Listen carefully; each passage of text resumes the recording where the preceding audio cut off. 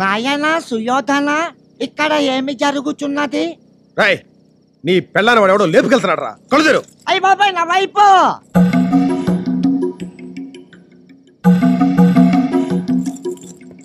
పెళ్ళం ఉండగా వీడు, మొగుడుండగా ఇది, అందరి కళ్ళు కప్పి పొరలడానికి పోతున్నారు. రాయ్, కొట్టండి రా వీళ్ళ గుండు. ఆగండి. ఏమిటి అన్యాయం? అన్యాయం. తప్పు చేశారు, శిక్షిస్తున్నాం. అందుకని అనాగరికంగా గుండు కొట్టిస్తారా? వాళ్ళని పోలీస్ స్టేషన్ కి అప్పగించండి. ఏ శిక్ష వేయాలో చట్టం నిర్ణయిస్తుంది. ఓయ్, ఇది మా తాతలు కట్టించిన ఊరు, నా ఊరు. ఇక్కడ నాదే చట్టం, నాదే న్యాయం. నేనే పోలీసు, నేనే కోర్టు. కొట్టండి రా వీళ్ళ గుండు. ఒక ప్రభుత్వ ఉద్యోగిగా నేను అడ్డుపడుతున్నాను. దౌర్జన్యం చేస్తే మీ మీద కంప్లైంట్ ఇస్తాను. ఏయ్, రంకెలేసినా రంకు చేసినా ఒప్పుకోను. నా కట్టుబాటు ప్రకారం ఉండు, లేకపోతే కట్టుబట్టలతో పో. కొంచెం మనిషిలా ప్రవర్తించడం నేర్చుకోండి, మదం ఎక్కిన పశువులా కాదు. ఏయ్, ఏంటే నిలుగుతున్నావు? బాబు బాబు బాబు సూర్య, ఏదో తెలియక వాగింది, క్షమించు బాబు. ఎందుకు నన్ను బతుకులాడతావు? నోర్ముయ్, మళ్ళీ మాట్లాడమంటే నా మీద ఒట్టే. బాబు, ఏదో తప్పు అయిపోయింది, వదిలే బాబు, వదిలే. రేయ్ ముసలోడా, నీ ముఖం చూసి వదిలిపెడుతున్నాను. నీ కూతుర్ని కొంచెం ఉప్పు కారం తగ్గించుకోమని చెప్పు. ఒంటి మీద తట్లు తేల్తాయి. తీసుకో. నువ్వు పదమంటుంటే. తినండి బాబు, తినండి. ఏం కావాలో అడిగి మరీ తినండి. కడుపు నిండా తినండి. అమ్మా శాంతమ్మ, శనివారం వస్తే మాకంతా పండగగా ఉంటుందమ్మా. కడుపు నిండా అన్నం పెడతాం. నిండు నూరేళ్లు నువ్వు చల్లగా ఉండాలి తల్లి. మీరు దీవించాల్సింది నన్ను కాదు, నా బిడ్డని. వాడు నిండు నూరేళ్లు చల్లగా ఉండాలని మీరు ఆశీర్వదిస్తే అంతే చాలు. ఎందుకు? ఇంకా నీచమైన పనులు చేసి ఊరి ప్రజల్ని హింసించాలనా? నువ్వెవరమ్మా? మా నూరు కొత్తగా వచ్చిన టీచర్ అమ్మండి. రాత్రి జరిగిందంతా విన్నాను. మా వాడి తరఫున నేను క్షమాపణ అడుగుతున్నాను. మీ పేరు గాంధారా? కాదు. ఏమ్మా అలా అడిగావు? ఆ గాంధారే నయ్యం. 100 మంది చెడ్డవాళ్ళని కన్నది. కానీ నువ్వు 100 మందిలో ఉన్న చెడ్డతనం ఒక్కళ్ళే పూసుకన్నావు. అక్కడ నీ కొడుకు ఊళ్ళో వాడు ఉసురు పోసుకుంటుంటే ఇక్కడ నువ్వు వాడు చల్లగా ఉండాలని దానాలు చేస్తున్నావా? కన్న కొడుకు కదమ్మా. కడుపు తీపికి ఓ హద్దు ఉంటుంది. హద్దుంటే అది కడుపు తీపి ఎలా అవుతుందమ్మా? కన్న ప్రేమతో నీ కళ్ళు మూసుకుపోయాయి. అందుకే 10 మందికి అపకారం చేసే పాముని 10 కాలాలు బతకాలని దానాలు చేస్తున్నావు. వాడు పాము కాదమ్మా, పసివాడు. పాపాలు చేసేవాడు నీకు పసివాళ్ళ కనబడుతున్నాడా? వాడు పాపాలు చేసేవాడు, 10 మంది కోసం పాటుపడేవాడు. మా వాడి గురించి తెలుసుకుంటే నీకు అర్థమవుతుందమ్మా. ఇప్పుడు దెయ్యంగా మారినోడు ఒకప్పుడు దేవుడిగా ఉన్నంత మాత్రాన క్షమించాల్సిన అవసరం లేదు. అయినా అలాంటి వాళ్ళని దేవుడు ఊరికే వదిలిపెట్టాడు. ఏ అర్ధాయుషులోనో చంపేస్తాడు. నార్మల్. ఏం బాగుతున్నావో తెలుసా? కన్నతలతో నీ బిడ్డ అర్ధాయుషుతో చస్తాడని శపిస్తున్నావు. నీకు అసలు సంస్కారం ఉందా? వయసులో పెద్దదాన్నన్న గౌరవం కూడా లేకుండా గాంధారిని ఎగతాళి చేసిన నువ్వు మనసున్న దానివైతే, మొగుణ్ణి వేధించిన ఆడదాన్ని జుట్టుపట్టు గీడ్చుకొచ్చే నా కొడుకు మనసున్నవాడే, మంచివాడే. పట్టా పుచ్చుకుని 10 మందికి పాఠాలు చెప్తున్న దానివి. ఒక మంచి మనిషి దుర్మార్గుడిగా మారాడంటే దాని వెనక ఏదో బలమైన కారణం ఉంటుందని ఆలోచించాలని తెలీదా? నా కొడుకు తప్పు చేస్తున్నాడు, నాకు తెలుసు. కానీ వాడలా తప్పుడు మనిషిగా మారడానికి గల కారణం నీకు తెలిస్తే నువ్వెలా మాట్లాడు. ఒకప్పుడు వాడు మీలాగే మంచి మనసున్న మనిషి.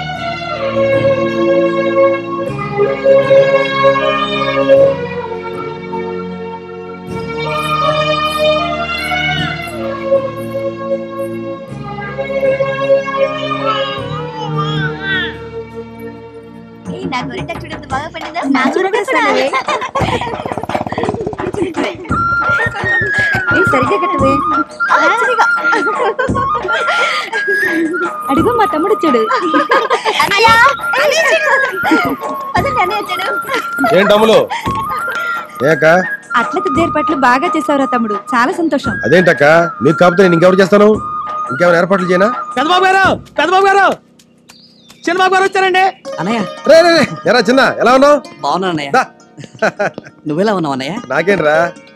అవును, ఏంటి ఇలా చిక్కిపోయావు? ఏంటి హాస్టల్ వంట సంగతి పట్టలేదా? చెప్పు, వంట మార్చేద్దాం. అదేం లేదన్నయ్య. అన్నయ్య, నీకు విషయం చెప్పాలన్నయ్య. ఇంకా ఆలోచిస్తావేంట్రా? చెప్పు, ఏం కావాలో. కావ్య, ఈ అమ్మాయి మా క్లాస్మేట్ అన్నయ్య. మేమిద్దరం ప్రేమించుకున్నాం. నువ్వు అనుమతిస్తే ఒరే చిన్నోడా, నువ్వు అడిగింది ఆశపడింది నేను ఎప్పుడైనా కాదన్నానా? కానీ ఇది నా ఒక్క నిర్ణయం కాదు కదరా, అమ్మను కూడా అడగాలి. నువ్వే పని చేసినా అన్ని ఆలోచించే చేస్తావు. నీ మాట నేను ఎప్పుడన్నా కాదన్నానా పెద్దబాయ్? ఒరే పెళ్లి మాత్రం మీ చదువు అయిపోయిన తర్వాతే. చాలా థ్యాంక్స్ అన్నయ్య. అన్నట్టు మన కాలేజీకి ఏంట్రా మోటార్ సైకిల్ లేకుండా వెళ్ళావంట? అదే బైక్ రిపేర్ అయితేను. అయితే పెట్రోల్ బస్ తగలబెట్టారా? కొత్త కారు కొనుక్కో. కార్ ఇప్పుడు ఎందుకన్నయ్య? ఒరే చదువు కోసం కష్టపడరా, కానీ కష్టాలు పడుతూ మాత్రం చదవకు. నువ్వు కష్టపడితే నేను చూడలేనురా. అరే సాదేవుడు, గుమస్తాను అడిగి ఒక 5 లక్షలు తెప్పించు. తమ్ముడు కొత్త కారు కొనుక్కుంటాడు. అలాగేనండి. సుశీల, తమ్ముడు వచ్చాడు, వాడికి నాకు అన్నం పెట్టు. పెడతానులేండి. తమ్ముడు 4 అడుగులు నడిచాడో లేదో కారు కొనిచ్చేస్తున్నారు. మాకు మాత్రం ఉండవా సరదాలు సంతోషాలు? ఇప్పుడు నీకేం తక్కువైంది? అబ్బో అన్నీ ఎక్కువే. ఇష్టం లేకపోయినా జమీందారీ సంబంధం అని ఈ పల్లెటూరులో తెచ్చి తగలేశారు. అయినా మిమ్మల్ని అనే లాభం, మా వాళ్ళు అనాలి గాని పాడు బతుకు.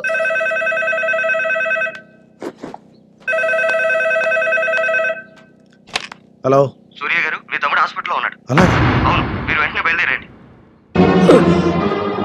చిన్న డాక్టర్, ఐఎమ్ సారీ. రే తమ్ముడు, తమ్ముడు, రే తమ్ముడు, ఏమైందిరా? అన్నయ్య, కావ్య నన్ను మోసం చేసిందన్నయ్య. నీకంటే అర్హత ఉన్న వ్యక్తిని ప్రేమించాను, పెళ్లి చేసుకుంటున్నాను. ఇక నుంచి మన ఇద్దరం మంచి ఫ్రెండ్స్ లో మిగిలిపోతా ఉంది. మరి మన విషయం ఏంటని అడిగితే నీ ప్రాక్టికల్ మ్యాన్ అంతన్నయ్య. అన్నయ్య, అందరి పెద్దల్లో నువ్వు మా ప్రేమని కాదనుంటే మాకే గతి పట్టేది కాదన్నయ్య. నా చెట్లు దూకినా బతకచ్చేమో కానీ ఆడదాన్ని నమ్మితే నిట్టని రుణం ముంచేస్తుందన్నయ్యా. డిగ్రీ ఫస్ట్ క్లాస్ తో నీ దగ్గరికి రాకుండానే మాట తప్పినందుకు క్షమించన్నయ్యా.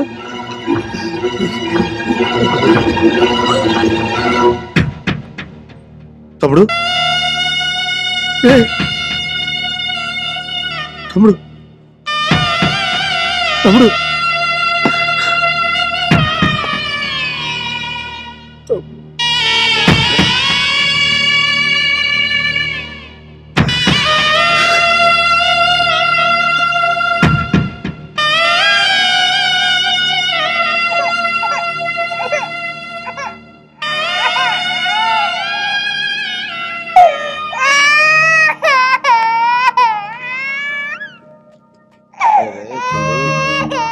అమ్మా, అమ్మా, సుశీల, సుశీల, సుశీల.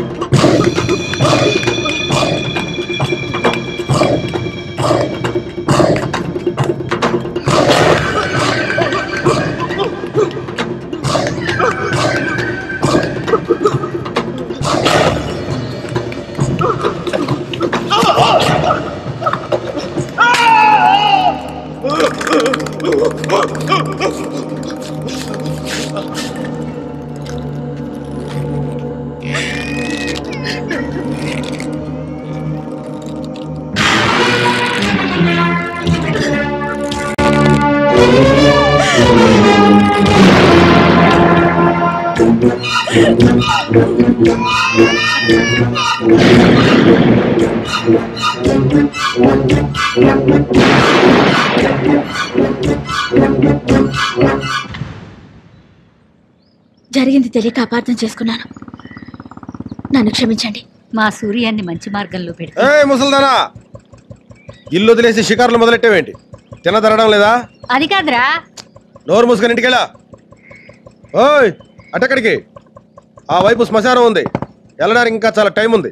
ఇంటికి వా. మీటింగ్లు మొదలెట్టింది మీటింగ్.